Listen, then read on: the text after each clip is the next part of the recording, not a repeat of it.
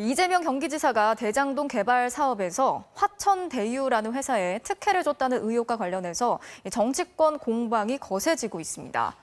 야당은 자산관리업체 한 곳이 이렇게 거액을 벌어들인 배경에 이 지사의 관여가 있지 않았겠냐 이런 의심을 제기했는데요. 이 지사 측은 그 업체를 알지도 못하고 오히려 5천억 원이 넘는 개발 이익을 환수한 모범 사업이라고 반박했습니다. 김재경 기자가 전해드리겠습니다.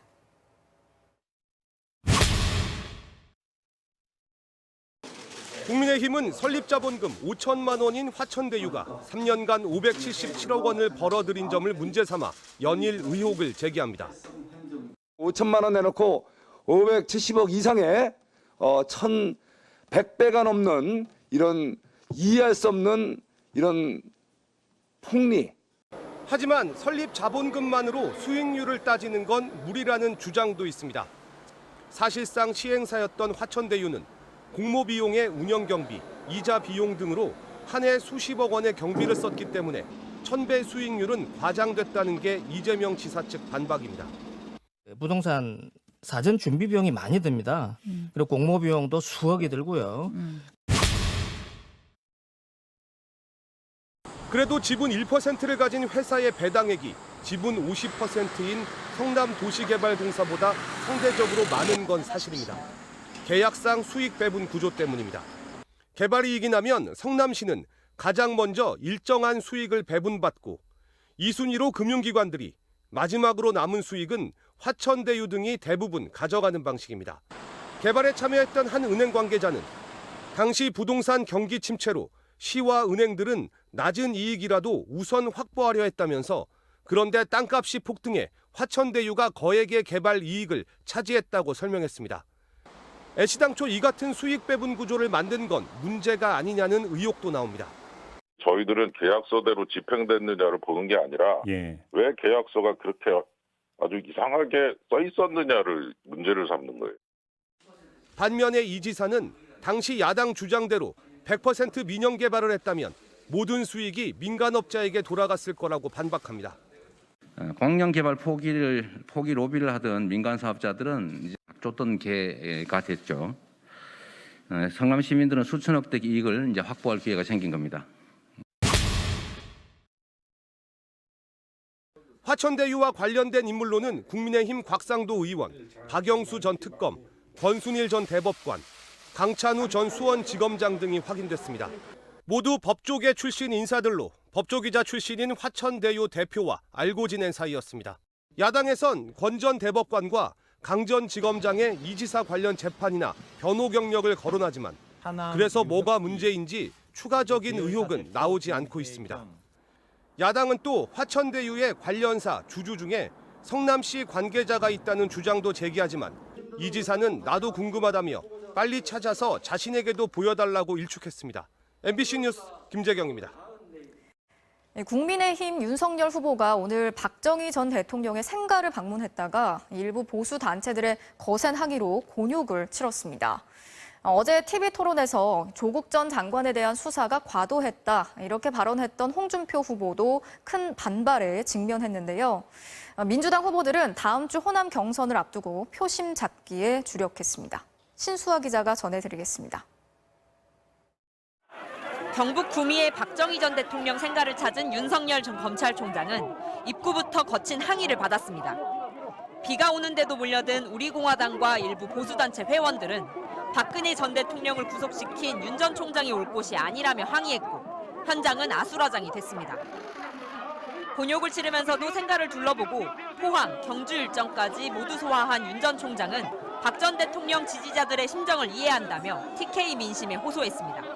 그분들의 안타까운 심정을 저도 충분히 이해를 하고 또 제가 그 부분은 감내해야 될 그런 것이 아닌가 그렇게 생각하고 있습니다.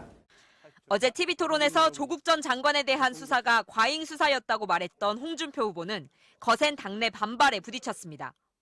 경쟁 주자들은 검사를 공격하려고 도둑이랑 손잡는 것과 똑같다.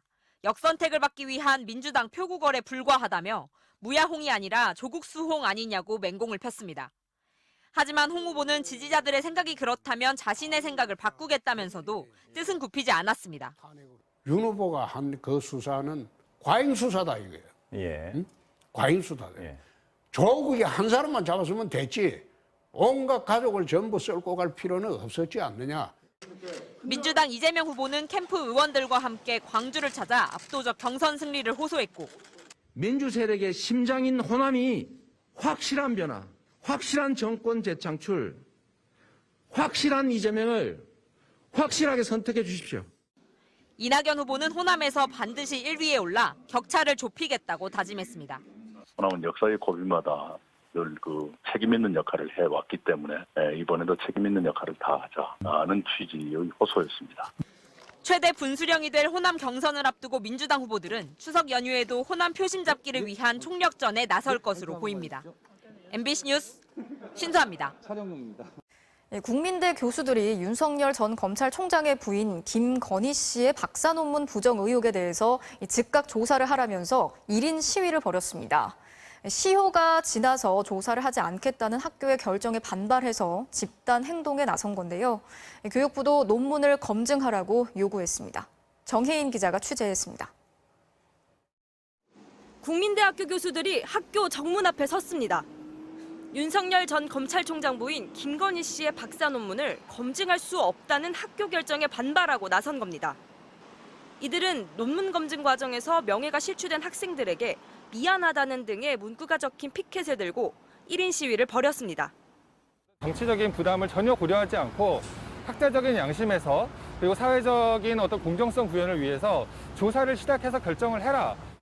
김건희 씨의 지난 2008년 박사 논문은 언론사 기사와 인터넷 글을 표절한 의혹을 받고 있고 또 다른 논문도 회원 유지라는 표현을 영어로 번역하면서 우리말 발음 그대로 적었습니다. 하지만 국민대 연구윤리위원회는 지난 10일 만 5년의 검증 시효가 지났다며 조사를 할 수 없다고 결론 내렸습니다.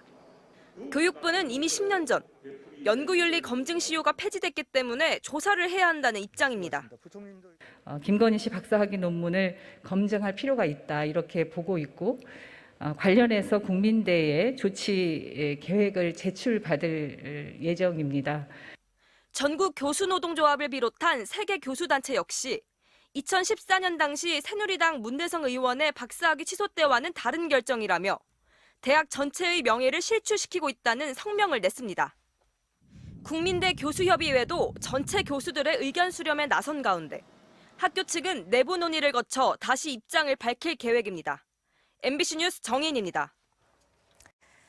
언론사들의 허위 조작 보도에 대해서 징벌적 책임을 지게 하는 언론중재법 개정안의 처리를 앞두고 여야가 협상을 벌이고 있죠.